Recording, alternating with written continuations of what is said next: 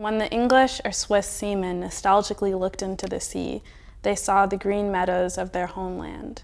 The color of their nostalgia was green, or sometimes a deep country gray. In these colors was the pulsing womb, paradise. Slaves' nostalgic color must have been different, but I can't find research or writing on it. For slaves, I guess it was all blue, endless blue. Paradise for slaves isn't taken seriously. Maybe it's too hard to think of. Maybe it's too dangerous. Asha, Avery. tell us about your project.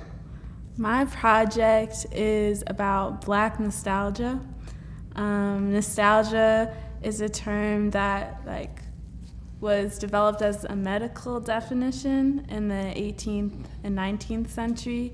And it was used in the beginning, it was first associated with Switzerland and military people and sailors just having these intense desires to want to go home, and the desires were so intense. There were, people were committing suicide, doing a lot of stuff to try and find home. And then the term started to be applied in America during slavery, and a lot of Black slaves were diagnosed with nostalgia because they would do anything to go home.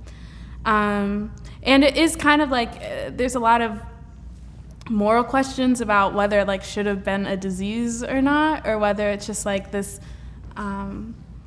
analysis of someone's character that more that's not really medical. But when it was used as a medical disease, slaves were oftentimes punished for being nostalgic and treated very differently from white people with nostalgia. When white seamen had nostalgia, they would be given relics of their home, but that was too dangerous for Black people to be given. So they would cure nostalgia with whipping and stuff like that, just bogus cures that weren't actually cures. So I was thinking about nostalgia and thinking about the archives here and how they feel from before coming in here. I was thinking about how they feel, I guess in archives is just the strong sense of nostalgia, but I hadn't really seen that explored through a Black lens before, and through the medical history and how it was applied in slavery before. So I was really interested in doing that and using especially the Negro spirituals in the Ed J. Williams archives, and using slave narratives in the Johnson archives, and using objects like these. I was looking at containers that looked medicinal in the Ed J. Williams archives to make something Black and nostalgic. I mean, there are a number of artifacts in these collections here at the Stony Island Arts Bank that are rooted in the white imagination of Black people, right? So when you say the title of that poem, I just think about how inaccurate it was. She was not the thing he named her, right? And a lot of these images that you are going to encounter inside this space, or that I've encountered inside this space, are just inaccurate. They're not Black people,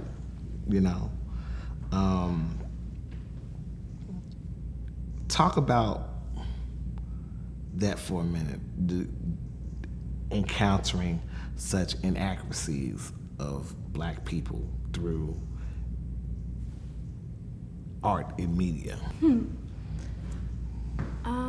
I think inaccuracy is a word that means a lot to me, because I feel what I want my art to do is to accurately name the world, which is something that doesn't exist that much. And I think it doesn't exist or come about in the ways that like I may have thought it did. Like it comes about when I feel like I defamiliarize myself from the ways, from the normal. Like I think when things are the most weird are also when they feel the most true to me, just because I feel like I never really felt like I was doing, like being a black woman or being a black girl, like I never felt like I was doing it right. Even though like, even when I like experience racism and like am violently like reminded of my own blackness, like I still don't feel like the way in which I'm being a black girl is like the right way or even a way that's recognizable. Like sometimes I think when people see me and talk to me, like they don't believe that I'm a black woman just because of the inaccuracies in the world and in art and in media that I don't feel like I fit into or have a place in. So so that just, and then seeing it so boldly, because it does accurately describe something, like it accurately describes the white imagination of black human beings. So I think exploring that for what it is, like, because when people like make things, they're not, I feel like they're trying to say something, and they're trying to say something that is to them true in a lot of ways. And I think exploring like, but it's not true about that's what black people are like, but it is true about like this is your imagination. So I think like that can also be analyzed and like taken seriously. And I think that's like the reason that people give cures to things. Like I think nostalgia, or at least being defined as a disease, was really closely connected to just trying to make people more economically productive. So in order for like that to happen, you have to say, oh well, we're gonna beat you, or oh well, I don't know, just like making up some cure for, and I feel like that's also tied to like economic production, like we see in like the pharmaceutical industry and stuff like that. Like then that's also something to be made money off of. But in like the entire history of nostalgia was connected to just like there's this way to solve it, and it's like different for like different races of people, and I think that's just so interesting that like nostalgia can be cured when it seems like an entire state of being sometimes. I don't know.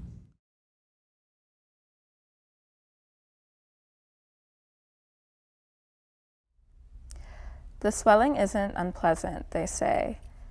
The swelling is mighty and is in all directions, as far as the nuances of sound can reach. It barrels through the crowds. The swelling becomes a serpent, winding, pulsing down the block. They all say the swelling overflows, fills him even or her, encircling and flexing and falling, spilling out of her, him, a dew on the shoulders or above a fleshy lip. At first, and then a stream from the temple, a 9 to 5 armpit, a polyester-clad crotch.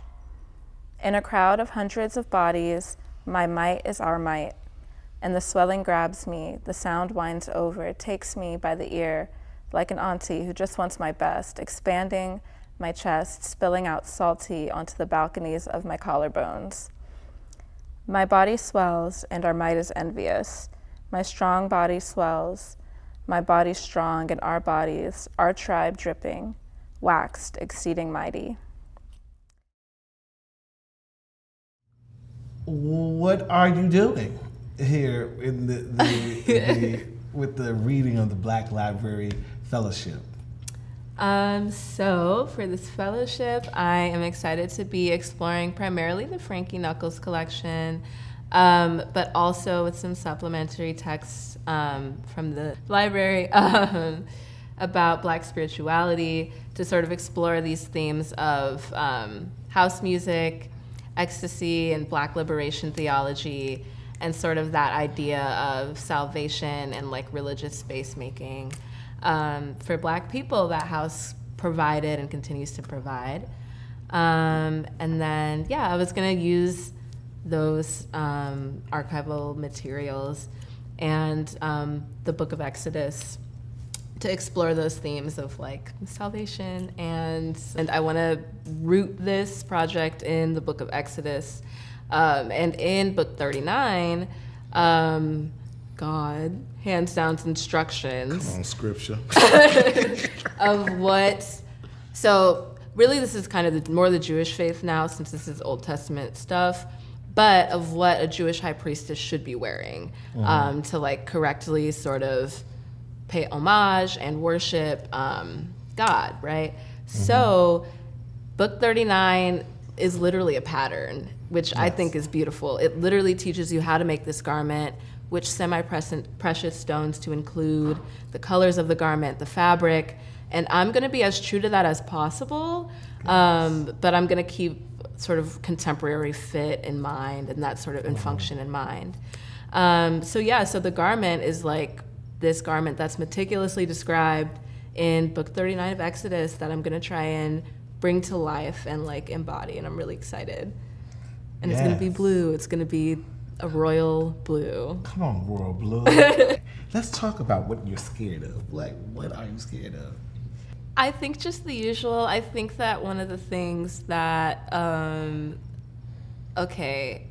here's what I'm gonna say. Okay. Since we were talking about Audre Lorde earlier, one of her things that always comes to mind is that like, she has this quote that's like, "What's most important to me must be spoken, even at the risk of having it bruised or misunderstood." And I try to internalize that, but I'm also like, oh, what if these things that I put out in the world are bruised and misunderstood?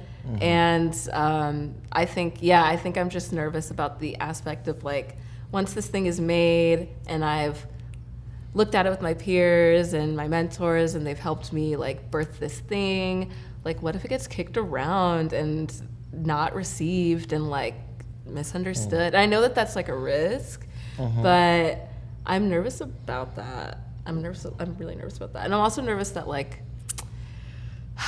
I don't know.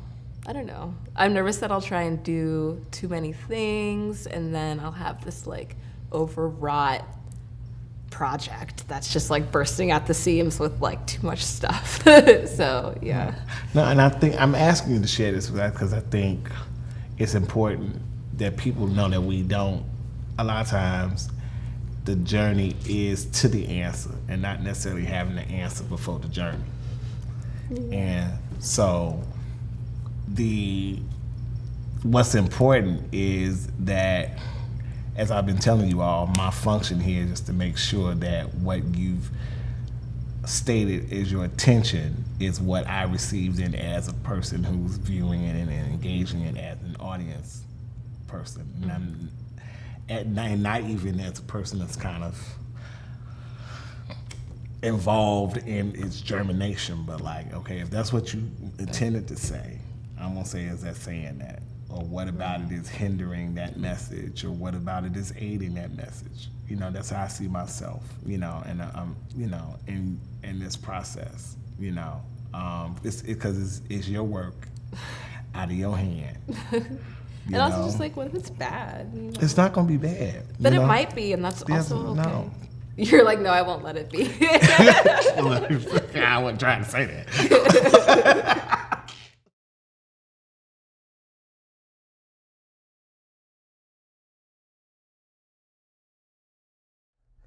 They got me about to cry in this room, man. It's 2:37 and my heart is heavy, having spent day one going through the Ed J. Williams collection and seeing how profitable our pain and stereotype images were, and the versatility in which we were marketed. Sambo, game boards, picture books, syrup, posters, salt and pepper shakers, soap. The terror we faced became trendy. Our existence made unrealistic, our beings being brutalized in cotton fields, countertops, and on camera. The art created about us at the time was fact or perceived as such, that all Black people were either docile, stupid, and subservient, or aggressive, primal, and unhinged. At that time, Black people had no agency of our art, our stories, and our image. As a descendant of those who suffered much more intensely than myself, I have a responsibility to exert the agency they were slaughtered for knowing they deserved and lift up their humanity as well as my own and my beloved. Tell me more about this thing that you're thinking about that's gonna make you Nile. It's gonna let the world know Nile. So I think what's different about this fellowship is that, I mean, like we talked about, I'm not on a team. I'm not, like we have the Fly Forward, but right, I'm like working on this with me. Right. I'm not trying to combine this with somebody else's work. I'm not trying to make this work within the scope of a set. Like, this is me trying to find a cohesive work to tell narrative that I want to tell. And so I want to push myself like I've never pushed myself before. I want to challenge myself like I've never challenged myself before. You don't have to. Yeah. That's the energy. That's how we coming with it. That's how we coming with it. Yeah. I went this morning when I mentioned, I'm like, no slam poems. No. Not a poem that you will even slam with or even consider slamming with. If I think somebody would snap to it, I'm just not gonna write it. Yeah. We're erasing it. Yeah, we Cut it out. we not doing that We're not with this situation. But that's in a lot of the interviews, or I would say the desire of most of you all, probably, will you say everybody, Julie? I think everybody is talking about reversing the imagery in some way. Like taking this imagery and making people think different about it. Why is it important that people think different about it and not necessarily understand that this is an artifact?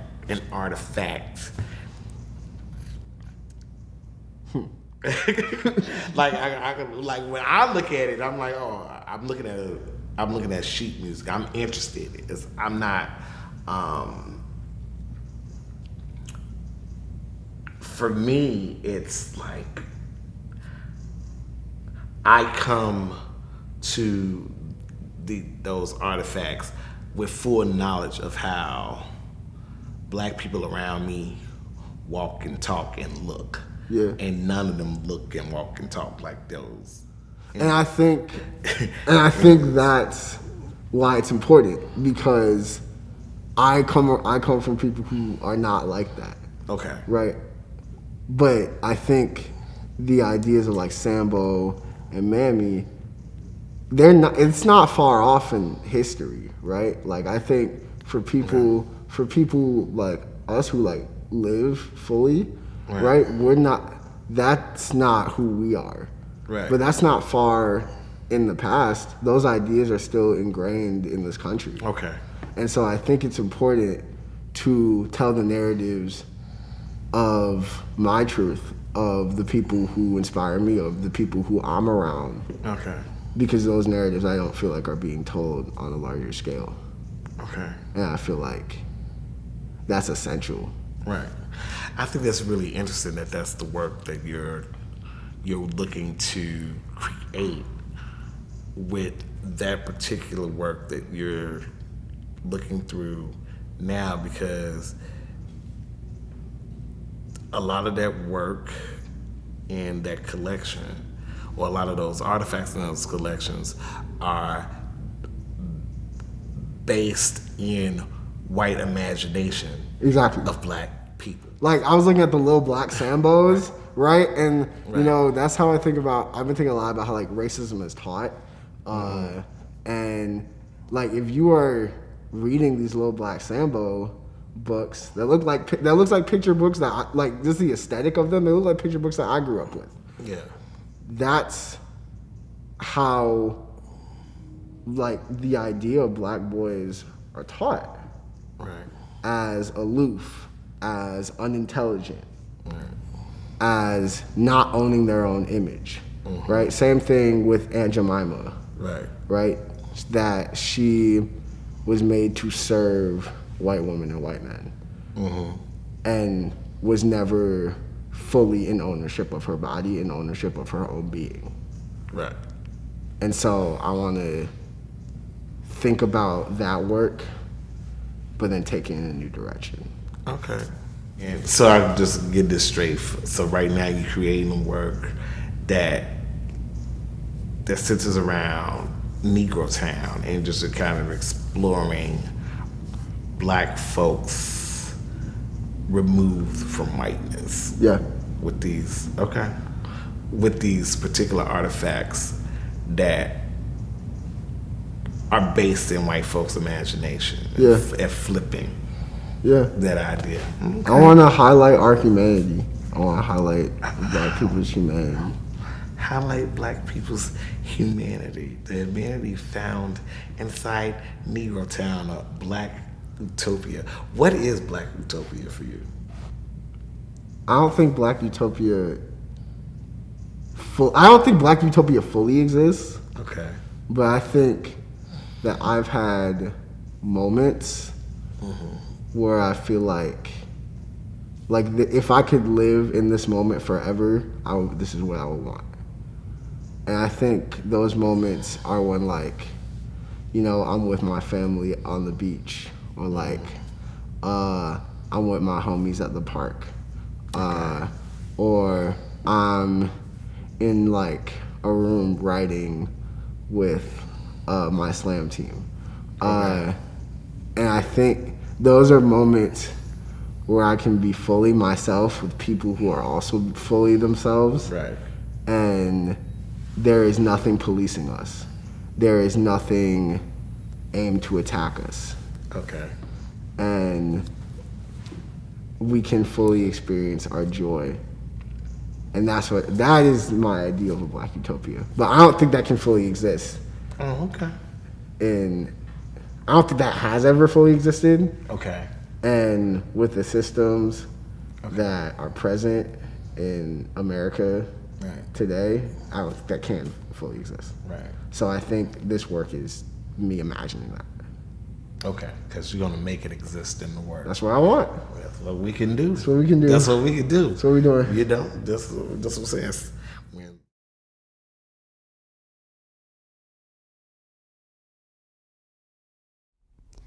Danae, what juju gifted invisibility but not slapping eyes on the back of heads?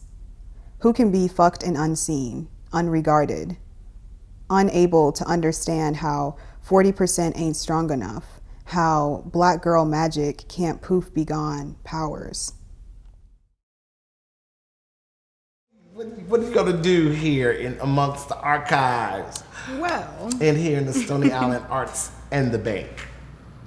Well, you know, I really wanted to focus on, I think, my identities as the person that I am, as Natia, right? And like what that really entails. And I think being black, being queer, being woman, and then also just being somebody who's very aware of like my own mental health, and just trying to stay on top of that and trying to, I think, grow, not necessarily out of that, but from that.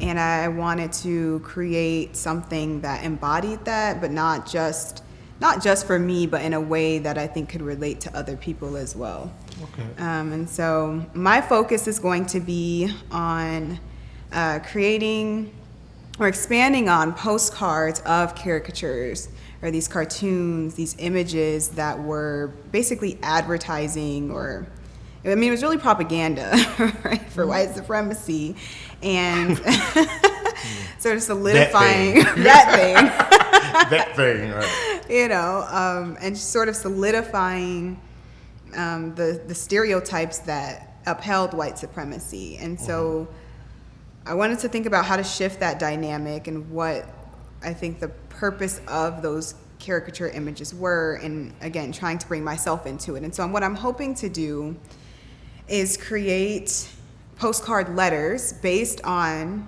postcard images or cartoons of caricatures, and expound on the different stages or places that a Black woman could be in her life where she's relating to those caricature images or cartoons, whether it's on a social level, spiritual level, sexual level, you know, what have you. I think that I really want to take off in that way. And I think something you said too the other day was like making it like almost beautifully dizzying, which I just thought was really cool, because I think that people themselves like are really beautiful, dizzying. That's because I was giving you some people to read. Yeah. And I was telling you this is what. Yeah, it was very dizzying. It's like, what's happening? This is what you get to do. You know, this is what you get. So imaginative, though. You get to alter folks' spaces, right? You know, people write not just to tell you a story, but people write to place you in a space. You know, that's alternate of what the space that you're in. Right. Right? So when you see blue sky on a page, you're supposed to see more than the words a blue sky. You're supposed to actually see the blue sky. Yeah. Right. So that has the power, right, of altering your space. Right. Your surroundings. It's just like you know those scenes in The Color Purple when Miss Celie finds Nettie's letters. Yeah. And she starts reading them. And I think one time she's reading like in a church or whatever, and then she looks up and the elephant comes through the wall or the whatever knocks down this wall, if I'm remembering correctly. That's what I'm talking about. Okay. Right. The way in which, you know, Steven Spielberg and then figured out the way to have those letters come to life. Really, truly. Because, you know, when she would read those letters, she would be immersed in the world that was being projected through that language that Eddie was writing. Yeah. Or, you know, sharing with her. So that's what I want you to do. Okay. And especially with all four of you all being African Americans, it's like what do you have to present through the Black imagination? Right? Yeah. You know. Food for thought. Right? Right? That's what I'm trying to do. This is what I'm saying. I'm ready. Think 360s, you know what I'm saying? Yeah. You see the brothers with the 360s, they're like, yeah, come on now. They seasick. Yeah. Seasick, make them seasick. Do you hear me? Yeah, I mean, I'm ready for it. I just know it's going to be a journey for me. I think I have to do some unlearning, too, of, like, what poetry has been for me in the past, but what it, like, can be, right? Yeah. Not just to, you know, and I think reading, too, has just showed me so much of what's possible. And just how to imagine things differently, too. So I'm definitely going to keep reading. That's that thing, right? Yeah. Or that's that important thing. Okay. Yeah. No pressure. Except a lot of pressure. Except a lot of pressure. Right. Except a lot of pressure. No pressure, except a lot of pressure. I got you. You can handle it. You. I trust you. I trust you. Oh, really? I trust you. Okay. I trust you. Yeah, I ain't making the fucking work. I mean, I trust your advice, right? I trust your wisdom and for you to challenge me and, you know. Again, I'm just, like I tell you, I'm just going to challenge you. Yeah. You know, I'm going to ask you to consider things when you bring it to me. Yeah. Right? And the thing that you got to trust is that when I ask or when I'm challenging it, I'm not right. Rejecting what you're saying. I'm just asking you to think deeper and broader about what it is that you are bringing to the table. Okay. Right? Yeah. That's all. But I'm trusting you to do what I've had. Well, not even trust. I have confidence. Something beyond trust. Yeah. I have confidence that you, Nile, Olamide, and Asha is going to make amazing work. # no pressure.